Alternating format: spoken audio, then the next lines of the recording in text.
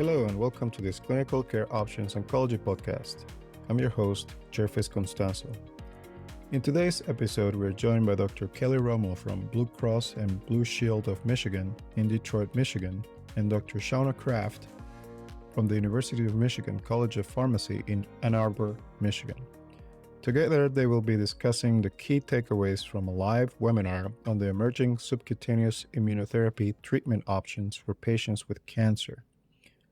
This episode is part of a larger educational program entitled From IV to Sub-Q, Multidisciplinary Strategies for Transforming Immune Checkpoint Inhibitor Delivery to Enhance Patient-Centered Care and Ensure Equitable Access. For more information on Drs. Romo and Kraft, along with a link to the complete program, including on-demand webcast and downloadable slide sets associated with this discussion, please visit the show notes for this episode. Now let's hear what the experts have to say regarding emerging subcutaneous immunotherapy treatment options for patients with cancer. I'll get started just with a quick, very high-level refresher on the sub-Q immune checkpoint inhibitors that are available and some of the specifics related to those drugs. Our two sub-Q immune checkpoint inhibitor products that are FDA approved to date. Atezolizumab was approved in the late fall of 2024, and nivolumab very late, right after the holiday in 2024 as well. You'll see here also that pembrolizumab is also going to have a sub-Q product soon to be FDA approved. FDA approved products, we have our atezolizumab and nivolumab products with hyaluronidase. You'll see that the sub-Q administration is relatively shorter compared to the IV administration, where atezolizumab is given over 60 minutes for that first infusion, and then the subsequent infusions are over 30 minutes after that. The sub-Q version of that is only given over about 7 minutes total. For nivolumab, again, you have that IV version that's given over 30 minutes, and that sub-Q version, again, that's given over a smaller amount of time, 3 to 5 minutes. Pembrolizumab, still being studied and not approved yet, but that IV version is given over 30 minutes as well. And the sub-Q version, the range that we're seeing in the studies is anywhere from 1 to 12 minutes, with the median being 2 minutes. When you look at cost, you'll see today manufacturers are making these drugs at parity. Not one is not less than or more than the other, but they're pricing out the drugs at parity. You'll also see that for the sub-Q version, you'll notice that some of the dosing is higher, right? So you have to have more bioavailability of that drug to get into that sub-Q tissue. And so even though the dosing is slightly higher, that sub-Q version is still priced at the same cost. And it's predicted that pembrolizumab will probably follow suit with its sub-Q version when it comes out as well. Hyaluronidase, it's an enzyme, right? And what it's working to do is depolarize that hyaluronic acid in the tissue.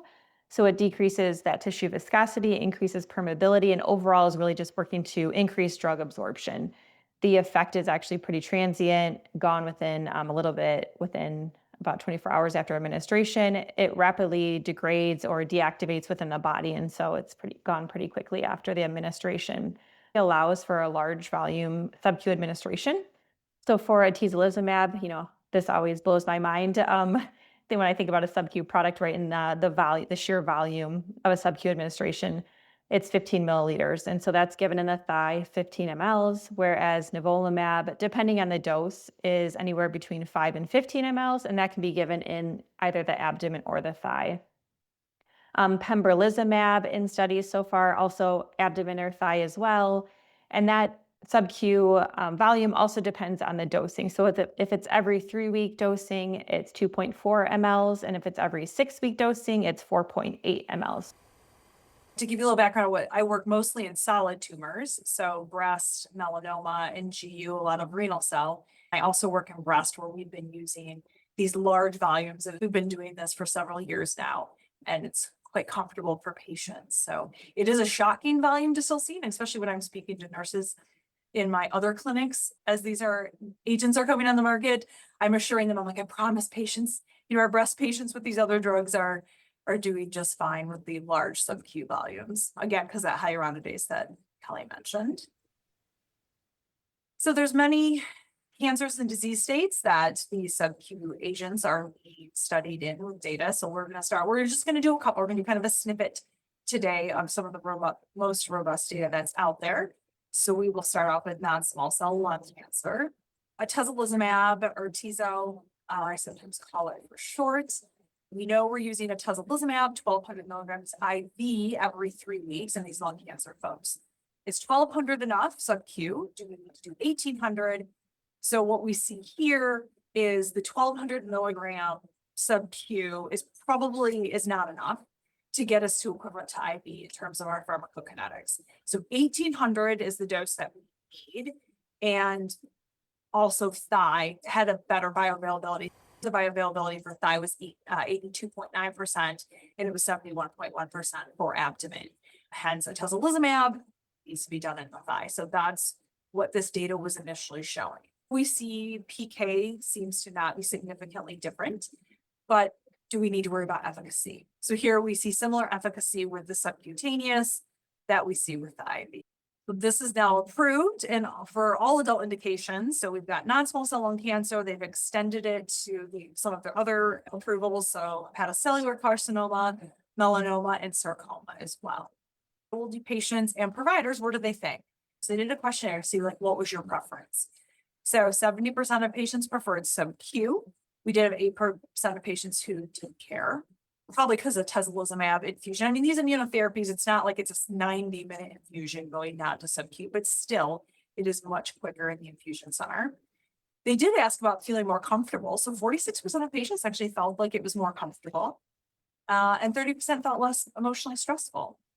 And then when asked in the continuation periods, when they were given the choice, what did you want? Almost 80% of patients wanted the sub-Q over IV. But now we're talking about pembrolizumab, which again is not approved yet, but as Kelly said, we suspect it will be approved. So this is a phase 3, non-inferiority. Here's the dose. Again, the doses that we're looking at are not equivalent. All of these subcutaneous drugs in this here are not the exact milligram per milligram that we see for IV. And they're done all as flat dosing, as many of you who have been in practice a long time know with Pembro and know with nivolumab, we started off with milligram per kilogram dosing, but we are starting off with flat dosing here, which is helpful. 2 cycles here of the Pembro 790, and it's a Q6 weeks. So that's something to note. That's Q6 here, not Q3, but they were getting chemo Q3, or they were getting their pembrolizumab 400 IV Q6, and then their chemo Q3. And then up to 16 cycles. Again, the reason, for those of you practicing lung cancer, you know this, if we're doing pemetrexed maintenance, this is a non-squamous cell patient. It's only if you're squamous cell, you don't get pemetrexed. So what do we see in terms of PK? We actually have a higher AUC with pembrolizumab. You'll see in the fair amount of the PK data, we are seeing kind of across the board in general, like a higher AUC with the subcutaneous and sometimes a higher Cmax than we see with the IV. Good news is it's not less. And then looking at efficacy, of course, there's no difference here. So efficacy outcomes were comparable, which is good. And then safety, you can see it's pretty comparable. I mean, at minimum, it's less or similar to with the sub-Q group. You see grades 3-5, overall 47% with sub-Q and 47.6, so very similar. So switching gears to renal cell carcinoma, the nivolumab was done weight-based. So I always find this interesting because with the exception of when we're doing nivolumab with IPI, we're not doing weight-based nivo anymore. We're pretty much doing flat dose. But this was a worldwide study. I think that's possibly why. And this was 3 mg per kg Q2 weeks, which at least in our practice, we hardly ever do Q2 anymore, mostly doing Q4 weeks. And then this was comparing to 1,200 Q4 with the sub-Q. So here's what they did when looking at, they had some just interesting definitions. They were looking at the average 28 days. We had a minimum serum concentration, and then overall response rate was their key secondary endpoint. The one thing I really wanted to point out here, so one of the goals also in 67T, when you read the papers, that they were looking for real world. So I don't know about your practice sites, but if you took, majority of people who are less than 65 kilograms, that would not be real world. At least at my practice site, it would not be. So they wanted it to apply to a whole bunch of different body types. Are we going to see the same pharmacokinetics when we're having to do a subcutaneous injection with a higher BMI or highest BMI. So they split their groups, and they still had a fair number in the 65 to 90 kilos, which I would say are the majority of patients that I see. And then but there was still a good chunk also greater than 90 kilograms. So I really liked the span with the weight categories here. Normally you wouldn't think as much about that if we're doing IV. Average administration time with nivolumab sub-Q was less than 5 minutes. And most of them got all their doses. So one thing to point out here, which at first you can say, well, this doesn't make any sense. Why did the mean number of doses, why was it half in the sub-Q group than the IV? But remember, this IV study was every 2 weeks, and this was every 4. So this makes sense that it was half because they were giving it less than the time. Dose delays was much less. So we have 38% of patients with at least one dose delay in the subcutaneous group versus 60%. And no patients who had an interruption. And then you can see the mean time, 4.7 and 30.9. Looking at the pharmacokinetics, again, this is where we're seeing that increase in the C average and the C min. We are seeing higher, again, because of the way it's distributing into the tissues, but non-inferior, which is the hope. Looking at the additional safety and efficacy data, one thing I want to point out here, this is looking for those anti-nivolumab antibodies. Our skin has a high antigen processing efficiency. They have a lot of APCs, especially dendritic cells in our skin. So most of these studies are looking at this ADA positivity to say, okay, are we having a lot of that in the skin? Because then if you have a lot of antigen against what you're injecting, you could have less efficacy. So even though the ADA positivity in this study was higher, 22.8% versus 7%, it did not correlate to efficacy. And we don't have worse safety outcomes. It's less. I think grade 3, grade 4, 35.2 versus 40, and even less treatment related. The lines are overlapping, which is in this type of study exactly what we want to see, right? So we're having similar mean progression-free survival. The safety study, not any different than what we've been seeing with the other ones. The any grade are similar, treatment related. So across the board, the one thing that I will call out, so select. So hypersensitivity and infusion related reactions. I don't know about you guys, but I tend to see a fair amount of these. It was less. So 0.4% for any grade.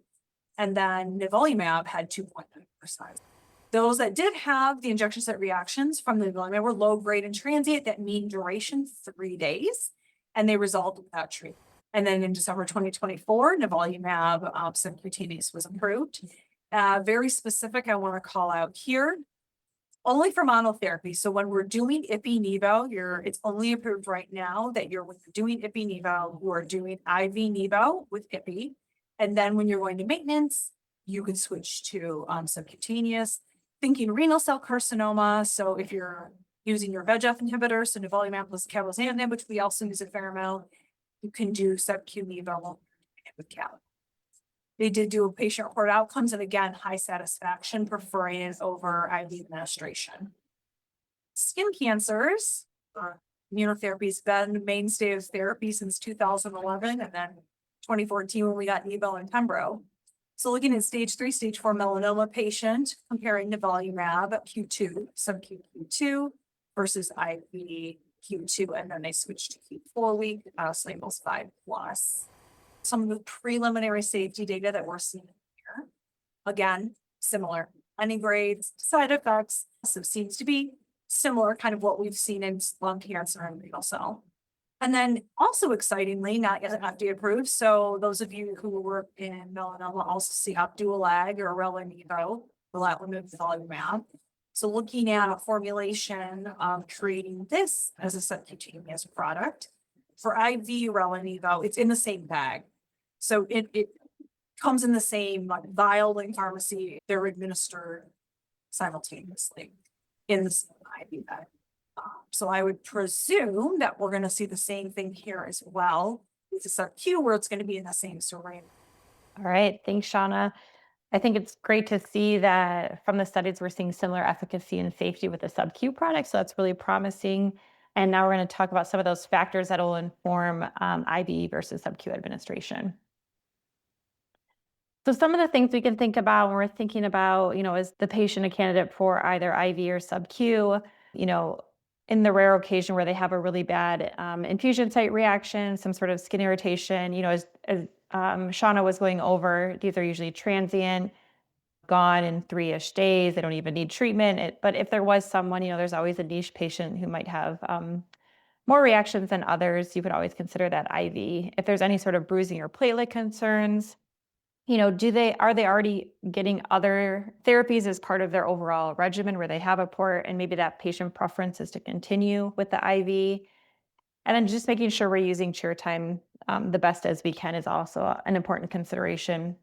There may be overall patient satisfaction less in that IV population because it's more time consuming than getting it the other, but it's not, as Shauna and I have pointed out, it's not like you're saving 4 hours from moving from an IV to a sub-Q version. I think manufacturers are working to create products that can be administered in a quicker time frame. They don't really have to come out with these products. They have an IV one that already works, so not necessary to come out with a sub-Q, but I appreciate that manufacturers are working towards administration that could potentially happen in the home or just save chair and resources just because of sheer healthcare costs that are increasing over time.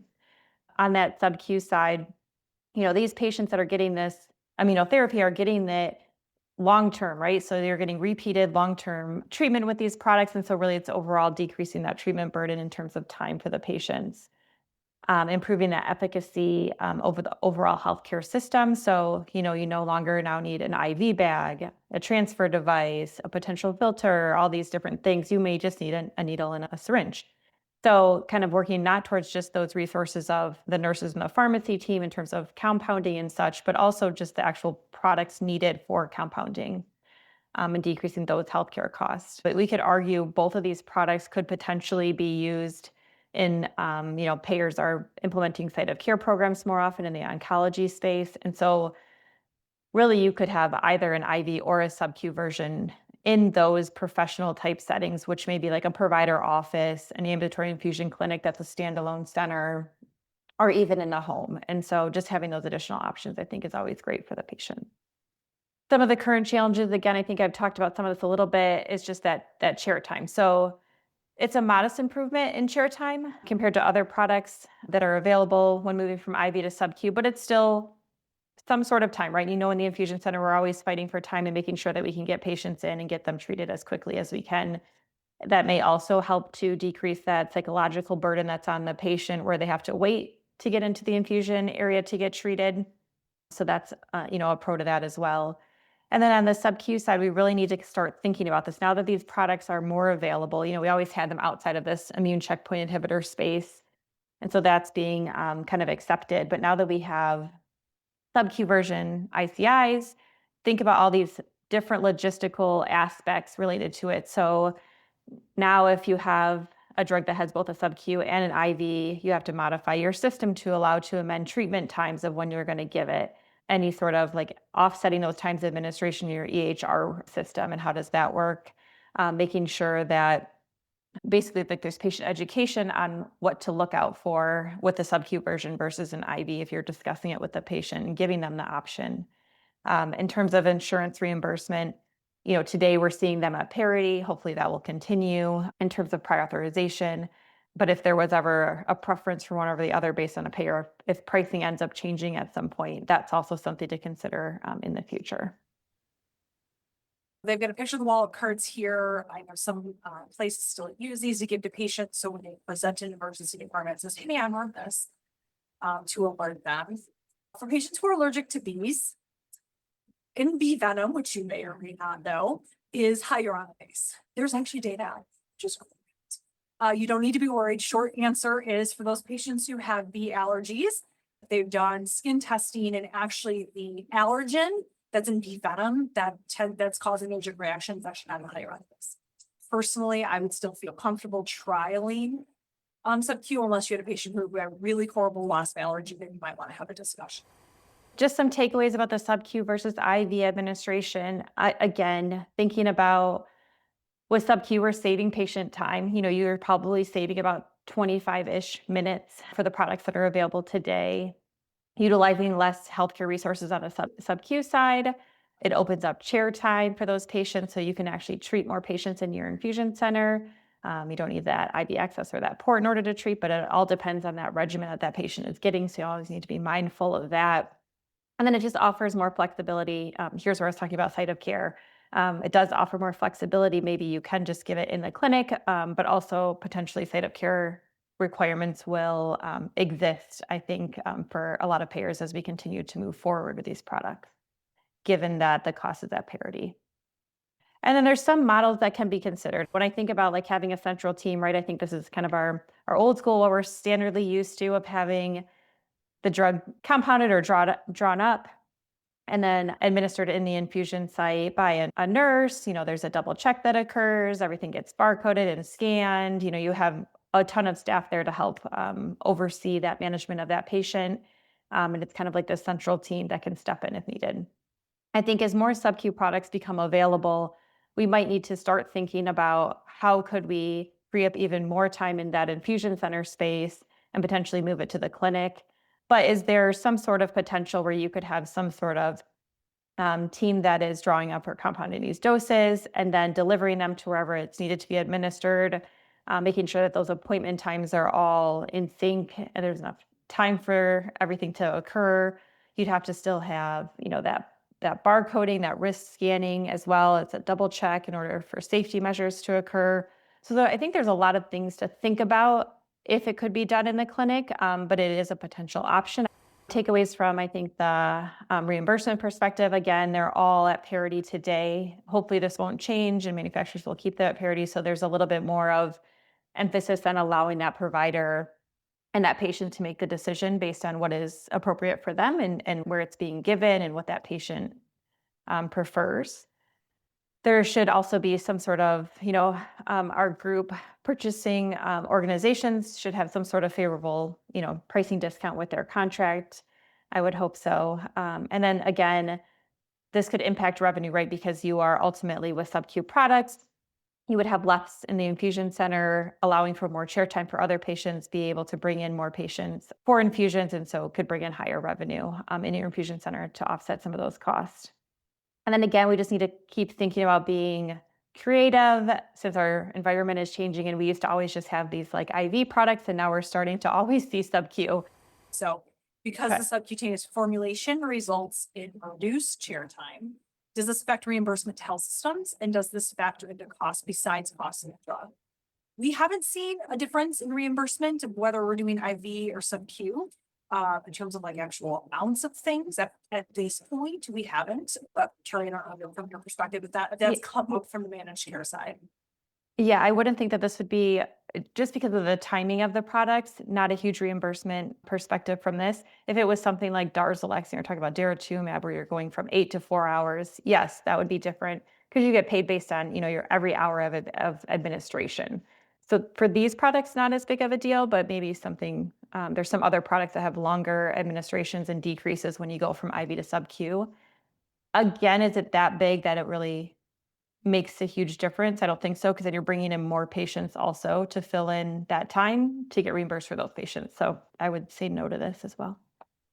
So most of my patients in immunotherapy do not have a port. So they would prefer to not have the IV line going and just get a sub-Q quicker. But if you have a real thin, we've had thin patients get these and do fine, but if it was a real thin patient or they bruise easy or, yeah. Thank you, Drs. Romo and Kraft, and thanks to you, the listeners, for joining us.